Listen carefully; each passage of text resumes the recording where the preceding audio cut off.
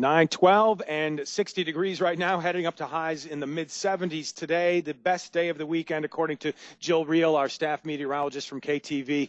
And, of course, joining us full-time now here on the Talk of the Town at UTQ 100.7 FM. It's Dave, Jay, and Sam with a couple of more guests to welcome to our broadcast facility inside the State Office building in downtown Utica for the stair climb. It's Senator Joe Griffo. Boy, it's right from one event to another for you, Joe. Fresh off of breakfast. That's right. Yeah, it was a great breakfast. Genesis does an extraordinary job each year, and I think it's become a signature event for our region. And it's just so important to put together a solemn observance so that we not only remember, but we have an opportunity to reflect on that day, too. And then to see this today here at the State Office Building with all our first responders, this is just amazing. And thank you all, too, for being here and for broadcasting live and calling attention to what's taking place across our community on this important day of remembrance on September 11th. Where were you that day? What do you remember? I was in New York City. Mm-hmm.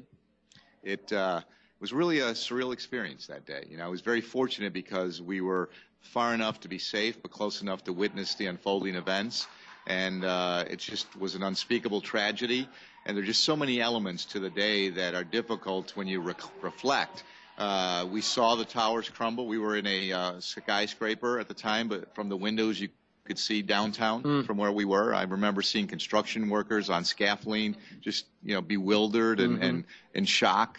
It was orderly pandemonium, if that makes sense, because the subways were pouring out because they had stopped, cabs were pulling over, vendors with their speakers up loud, their radios, as people were looking and trying to ascertain exactly what was taking place and transpiring. And when you're on the ground there, you really don't know what's happening next. So the buildings were evacuating because was another plane going to attack the Empire State Building? Right. What else was going to happen? And you really didn't know. We were watching the ticker on Times Square. It was just, I think the city handled itself amazingly. The leaders were remarkable. Mayor Giuliani, Governor Pataki.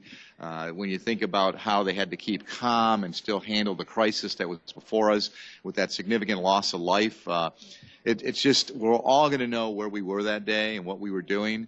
But to have been there just leaves us with just a lot of emotion. And beyond that, what I hope is that we can allow future generations to have that opportunity to reconnect with that emotion. My concern, Dave and Jay, is that as time goes on, we recall the events and we commemorate the events and remember those who lost their lives, but without that raw feeling of how it was that day. And I know all of you had an experience yourselves of that day and how you felt and where you were.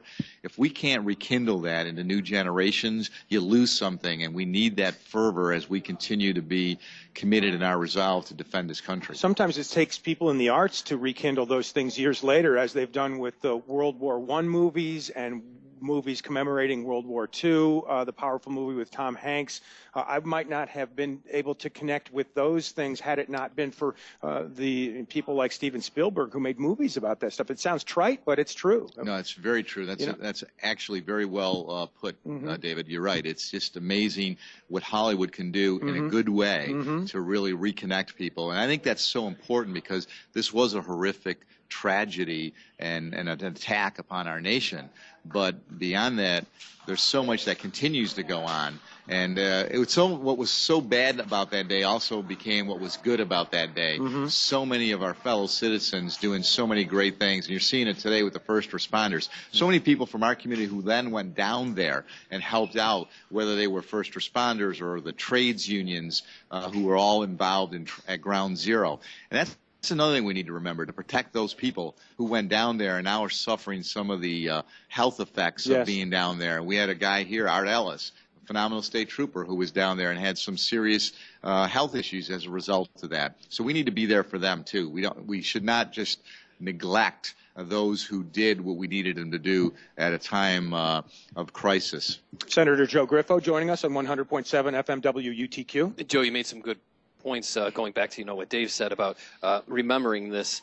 And we have ceremonies, we have different things, but I think that's what Jeff touched on today. Jeff Burkhart talking about this first annual CNY Memorial Stair Climb. And it's not just a reading, it's not just something to come together. They're actually recounting and recanting these steps that these first responders took by traveling up and down these flights of stairs. And I think that kind of really hits home, and that's an important thing to see these folks, making that trip and inviting 300 plus first responders, EMT, and police, law enforcement here to do that. So. It's remarkable, and I think the important part there, and we did this as a promotion to try to encourage people to participate. Myself, the county executive, the assemblyman, the mayor. And that's difficult to put all that gear on, sure, and to walk up these stairs. Dave had it on earlier, right? I did. So you see, what it was like, and it is amazing to think that those individuals on that day. And remember now, today at least we're in a calm situation. But on that day, on September 11, 2001, when they were going through up those stairs to that tower, they were dealing with smoke, and they were dealing with panic, and they were dealing with anxiety themselves about what would happen. So, politically in your career, where were you at that time? I was the mayor of the city of Rome, and I'd actually been down to New York City. It's coincidental. We were down there for a bond sale on September 11th. I had gone down the night before, and we had tickets to the Yankee Red Sox game. Roger Clemens was going for his 20th win. Wow. It was amazing, and it got rained out. And then the next day was just such a beautiful day, and it was primary day in New York City too that day. They were looking to choose the successor to Rudy Giuliani. So there was just so many things when you look at what that day was and could have been, and then the unspeakable tragedy. I had been in the hotel in the towers. There's a Marriott or something like that. I was in that hotel about 48 hours before the planes hit. It's just unconscionable to think about what they did on that day. Did you know anybody personally that was in either of the buildings? Yeah, the Marriott World Trade Center, it's interesting if you were at that hotel because we almost booked that hotel, but we ended up staying in Midtown. I didn't know anybody. I knew a number of people. Fortunately, many of them got out safely, and their stories are still amazing when you listen to them. Some friends of mine, though, I knew a former mayor whose son was killed in the towers that day. He worked at Cantor Fitzgerald. Yes. And so I got to know people that way, but not directly. Indirectly, yes. But to those who I did know that were there, we're very fortunate that they were able to get out, but still carry some of the scars of that day, obviously. Of course. And Joe, you were the keynote speaker for the Genesis Group Memorial Breakfast this morning. What are some of the things that you highlighted in your speech? Well, actually, I did. You'd be proud of me. We put together a video presentation of my day, and I had help from Senate Media Services. They did an extraordinary job because I tried to sit down and tell the story, as you were doing with me now. And then we put it together. So I gave some opening remarks, played the video, and then ended my remarks, and basically talked again about the significance, importance of reconnecting with that raw emotion and remembering and reflecting upon what the day means and recommitting ourselves in our resolve to continue to defend this great country and to be ever vigilant because the world has changed. Sure.